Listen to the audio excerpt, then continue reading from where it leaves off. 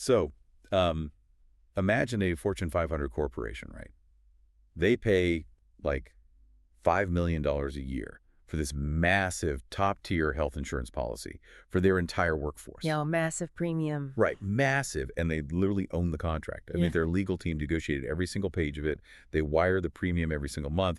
But, and here's the crazy part, legally speaking, that corporation has absolutely zero bodily coverage under that policy. Not at all, which is, wild to think about. It really is. Like, if you find that counterintuitive, you are definitely in the right place. So welcome to this deep dive, custom tailored for you guys, using the Insurance Study Companion. Glad to be here. Yeah, today we are taking this giant stack of exam prep guides, field notes, and some legal case studies, and we're just going to deconstruct one of the most foundational concepts in risk management, which is the insured. Right, the capital I insured. Exactly. Okay. Our mission here is to map out this kind of invisible web of who actually gets the protection when disaster strikes.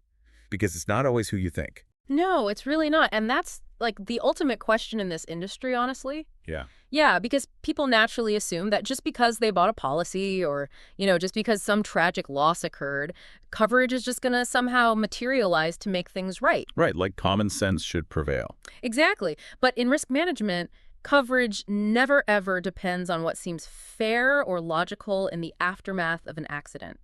It depends entirely on the rigid written parameters of the contract. So it's all about the fine print. 100%. Before a single dollar of indemnity is paid out, the insurer basically looks at the documentation to answer one highly specific question: who is an insured?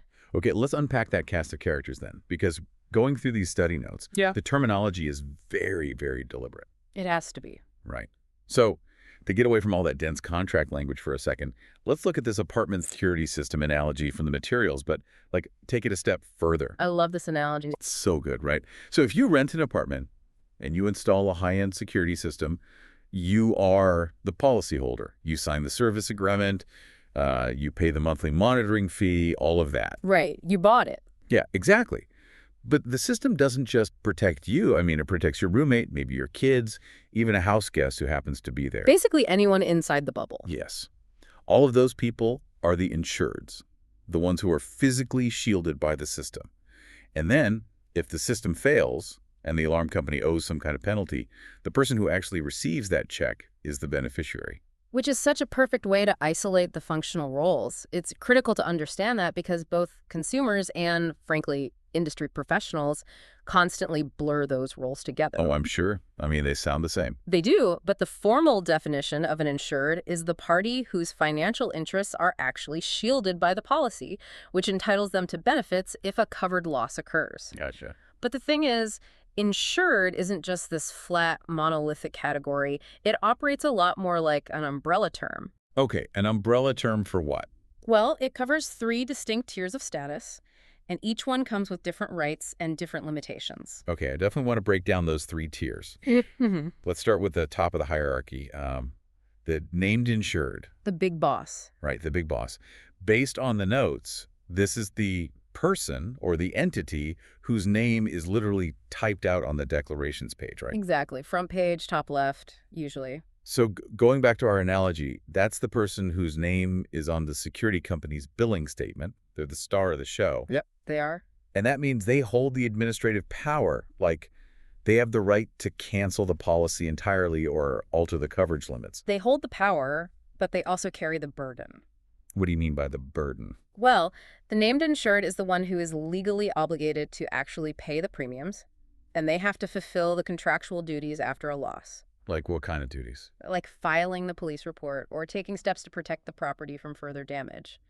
If they don't do that, coverage could be in jeopardy. Ah, okay. So with great power comes great responsibility, basically. Exactly. Now, right below them, you have the second tier, which is the additional insured. Okay, additional insured. Yeah. This is an entity that gets explicitly added to the policy, usually by some kind of endorsement, for a highly specific liability reason. So they aren't the primary owner of the contract at all? No, not at all. But they require temporary or maybe conditional protection under it because of some business relationship. We see that constantly in commercial contracts, right? I definitely want to dig into that in a moment. Oh, we will. It's fascinating. But first, I want to talk about this third tier, because this one seems to create the absolute most chaos in claims departments. Oh, you mean the insured by definition? Yes, the insured by definition. Yeah. So this is someone who isn't named on the declarations page, right? Right. And they haven't been formally added by an endorsement either. Basically, the insurance company might not even know they exist. Which sounds terrifying for an underwriter, I know. Right. So what's a good example of this? Well, the classic example in personal lines is the resident relative clause. Okay, how does that work? So let's say you have a teenager living at home who just got their driver's license. Your standard personal auto policy likely dictates that any resident relative is automatically an insured. Just automatically. Yeah, their name isn't typed anywhere on the contract, but they possess full coverage simply because their life circumstances fit a specific description that's just written right into the policy's boilerplate language. Wait. If the teen is automatically covered the day they get their license, what if the parents just conveniently forget to tell the underwriter for 3 months? Oh, that happens all the time. But a newly licensed teenager is a massive risk. Is the insurer just legally on the hook for free coverage during that time? Completely blind to the exposure? Well, that scenario actually perfectly illustrates how the definition of an insured functions as the engine driving the entire insurance lifecycle. Okay, unpack that for me. So the insurer is on the hook, yes, because the contract language, that definition of a resident relative, grants immediate coverage. Okay. But the coverage isn't free. There's the catch. Right. The policy places a duty on the named insured to report changes in exposure. So when the underwriter eventually discovers this new teenage driver... Which they will. Oh, they always do. Whether it's through a routine motor vehicle report check or, worse, because a claim was filed, they will backcharge the premium all the way to the exact date of licensure. Oh, wow. So you get hit with a massive bill later anyway. Exactly. So the underwriting and pricing mechanisms are entirely dictated by these definitions. The underwriter evaluates the parameters of the definition, and then the pricing actuary builds a premium structure based on that. Meaning they assume that new, unnamed risks will occasionally just enter the fold. Precisely. More insureds inherently equals more exposure, so they build that into the baseline cost. But the real friction happens when a loss actually occurs and we enter the claims and regulation phase. Okay, let's walk through that. Let's stick with your teenage driver scenario. Say the team crashes the car. The claims adjuster opens the file, right? Right. The very first hurdle they have to clear is verifying if the operator was actually an insured. Because if they aren't, game over. Exactly. So what if that teen had actually moved out to go to college in another state and established a new permanent residence? Oh, they might no longer fit the definition of a resident relative. Bingo. And if they don't fit the definition, it's a completely binary outcome. The claim is just denied. Denied, regardless of how catastrophic the damage is or how badly someone is hurt. Wow. Which brings up a really interesting legal tension here, actually. What's that? Well, if the insurance company is the one who wrote the contract, couldn't they just write incredibly vague definitions for who an insured is? Right. Like allowing them to deny claims on a technicality whenever they feel like it? I mean, they could try. And historically, some probably did. Right. Which is exactly why the regulatory pillar is so aggressive on this front. Regulators, like the NAIC, the National Association of Insurance Commissioners, they create model laws to prevent that exact behavior. Okay, so the regulators step in. They do, but the real teeth protecting you as a consumer here is this foundational legal doctrine. Have you ever heard of contra proferentum? Contra proferentum. That means against the offerer, right? Spot on, meaning any ambiguity in a contract is automatically interpreted against the party who drafted it. I see. And since the insurance company drafted the policy. Exactly. If their definition of an insured is vague, or if it can be reasonably interpreted in two different ways by an average person, the court will almost always side with the policyholder and grant the coverage. Because insurers are terrified of contra proferentum. They are absolutely terrified of it, so they are forced to make their definitions painstakingly specific. That makes so much sense. So all that complex, sometimes really tedious language you see in the study materials, it isn't actually there to confuse you. Not at all. It's there to eliminate ambiguity. It's so both sides know exactly who is inside the protective bubble before a loss ever happens. Wow, so the regulatory environment effectively forces transparency through fear of losing in court. That's exactly how it works. Okay, let's scale this up, though, because we've been living in the world of personal lines, family auto policies, homeowners insurance. The stuff most people are familiar with. Right. But when you transition into the commercial realm, defining the insured stops being just about, like, family protection. It becomes a weaponized tool for corporate risk management. Weaponized is the perfect word for it. The commercial landscape is just this complex web of liability shields, and it's primarily driven by commercial general liability, or CGL, policies. So how does risk management at the enterprise level differ from personal lines? Well, at that level, it's less about absorbing risk yourself and almost entirely about transferring it down the chain to someone else. Okay, here's where it gets really interesting. The study materials highlight a prime case study for this: ABC Construction and XYZ Plumbing. A classic example. Yeah, so let's break it down. ABC is this massive general contractor building a skyscraper, Yeah. right? They hire XYZ Plumbing as a subcontractor to do the pipes. Right. Now, the contract between them mandates that XYZ Plumbing must add ABC Construction to XYZ's insurance policy as an additional insured. There is that second tier we talked about earlier. Exactly. But looking at this analytically, ABC is a corporate giant. They already have their own massive, expensive CGL policy. They certainly do. So why on earth do they need XYZ, a smaller plumber, to add them? If we connect this to the bigger picture, it comes down to a legal concept called vicarious liability. Vicarious liability. Yeah. Meaning you're responsible for someone else's mess. Exactly. So imagine XYZ Plumbing does some faulty work. Say a pipe bursts, floods a high-end retail space on the floor below, and destroys millions of dollars in inventory. Ouch. Yeah, huge loss. Now, the aggrieved party, the retail store, they're just going to sue the plumber. Right, they want the deep pockets. They are going to cast a really wide net and sue ABC Construction as well, because ABC was the general contractor overseeing the entire site.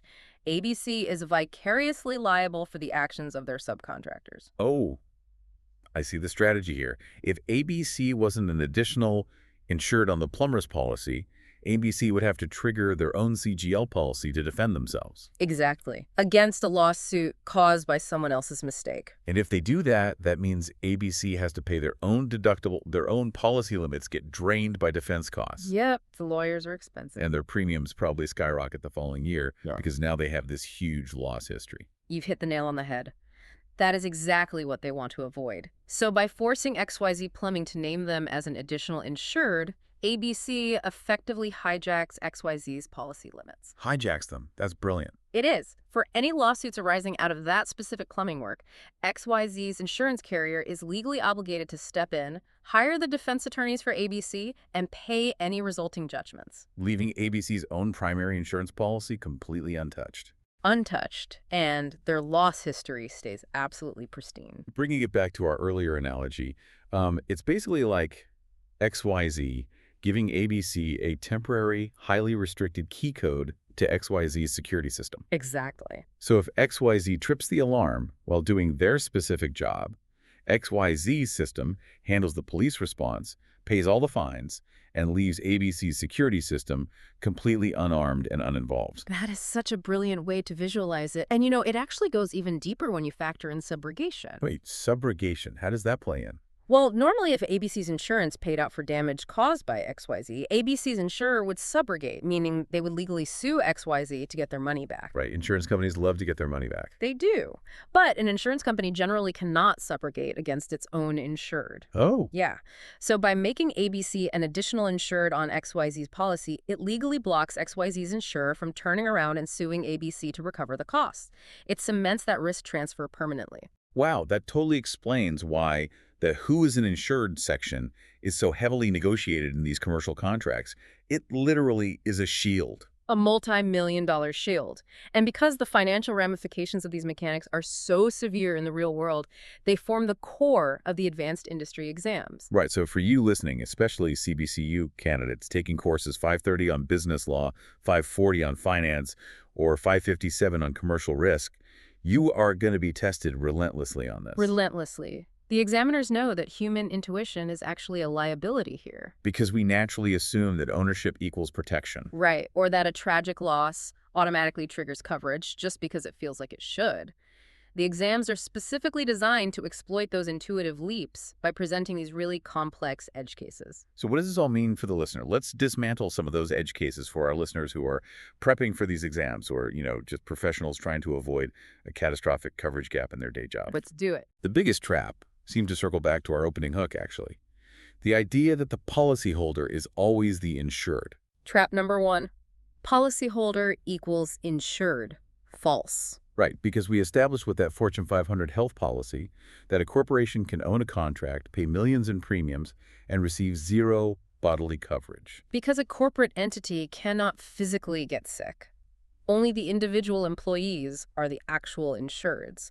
The policyholder simply holds the paper. Just holds the paper. Okay, what's another big trap? Another massive one involves assuming that all insureds have equal status under the contract. Examiners will often present a scenario where a secondary insured, like our teenager from earlier, or an additional insured contractor attempts to, say, negotiate a settlement, change the policy limits, or even cancel the contract entirely. Wait, but if I'm thinking about the administrative powers we discussed, only the named insured on the declarations page has that authority, right? Exactly right. So the teenager has coverage by definition, but they certainly don't have the legal right to call the carrier and cancel their parents' auto policy. Could you imagine? But no, the rights are not symmetrical at all. They are highly asymmetrical. The named insured holds all the reins. Okay, good to know. Is there a third trap? Yes. A third, and perhaps the most conceptually difficult trap, is the severability of interests. Severability of interests. That sounds intense. What is it? It basically asks the question, what happens when two insurers on the exact same policy get into a legal dispute with each other? Oh, that is fascinating. Okay, let's game that out. Let's say the teenager is backing out of the driveway and, I don't know, accidentally runs over the named insured parent's foot. A terrible day for the family. A very bad day. And the parent decides to sue the teenager for the medical costs. But they're both insureds under the exact same family auto policy. Yep. How can the insurer defend the teen and pay the parent at the same time? Doesn't the policy just implode on itself? See, intuition says it implodes, but the contract actually has a specific condition called the separation of insureds. Separation of insureds. Okay. It dictates that the policy applies separately to each insured against whom a claim is made or a suit is brought. So it treats them like they have different policies. Exactly. In your scenario, the teenager is the one being sued, so the teen is treated as if they have their own separate policy for the sake of liability defense. Wow. The insurer will provide a legal defense for the teen, even though the plaintiff is another insured on the very same contract. That is wild. The only thing that isn't separate, though, is the overall policy limit. They still share that single bucket of money. Okay. That is a phenomenal edge case to keep in mind for the exams. Yeah. The policy dynamically shifts to defend whichever insured is in the crosshairs up to that shared limit. It's very dynamic. And this raises an important question, right? It all reinforces what our sources call the golden rule of insurance analysis. Which is it? Never, ever assume coverage based on logic, fairness, or who suffered the injury. The only truth is found by opening the contract and reading the specific block of text titled, "Who is an insured?" Right. It is the literal dictionary for that specific transaction. It is. If a party meets the criteria in that section at the exact moment the loss occurs, they have the shield. If they fall even slightly outside of it, like, say, a driver who borrowed a car without explicit permission and therefore isn't an insured by definition, the carrier pays absolutely nothing. So rigid. Okay, let's lock in a framework for everyone listening so this all really sticks. If you take away just one memory trick from this deep dive, let it be this. Purchased versus protected. Purchased versus protected. I like that. Yeah, the policyholder purchased the contract, they went to the store, signed the paperwork, and bought the security system. But the insured is the party whose financial livelihood is actually protected by it. Perfectly said. One person or entity can absolutely be both, and they usually are in your standard everyday personal auto or homeowner's policies.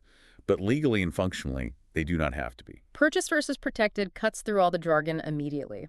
It really forces you to separate the financial transaction of buying the policy from the legal mechanism of risk transfer. It provides total clarity, I think. But, before we sign off, I want to look forward for a second. Yeah, where are we going? Well, we've spent this entire time analyzing how relentless and static these written definitions are. You have to fit the printed words on a page at the exact millisecond a pipe bursts or a bumper is dented. True. But we are watching artificial intelligence and real-time data completely rewrite traditional business models right now. Oh, absolutely. So how does this rigid, static concept of the insured survive in that kind of environment? Man, that is the exact frontier risk managers are grappling with right now. Because if coverage is tied to a static definition, what happens when we introduce AI-driven smart contracts and real-time telematics? Right, like an autonomous commercial vehicle fleet or something. Exactly. Imagine that fleet. The system instantly knows exactly who is in the vehicle, it monitors their biometrics, it analyzes their real-time driving behavior, and cross-references the weather conditions, all in real time. It knows everything instantly. Right. So could we see a near future where the definition of who is an insured isn't just a static paragraph filed away in a PDF cabinet somewhere, but it's a dynamic, shape-shifting algorithm? Wow. A contract that literally rewrites its own definitions, inclusions, and premiums microsecond by microsecond based on live data. A completely fluid liability shield Exact. that totally shatters the traditional underwriting model entirely. But honestly, given the trajectory of telematics and AI, it feels kind of inevitable. It is inevitable. Well, that is a massive paradigm shift, and we will definitely have to tackle that in a future deep dive. But for now, thank you so much for joining us today to dissect the mechanics of the insured. My pleasure. And for you listening, whether you are cramming for your CPCU 530 exam, structuring some complex commercial liability transfer, or just trying to figure out who is actually covered when you hand over your car keys to a friend, remember to keep questioning your assumptions. Ignore what feels logical, and always, always read the fine print. See you next time.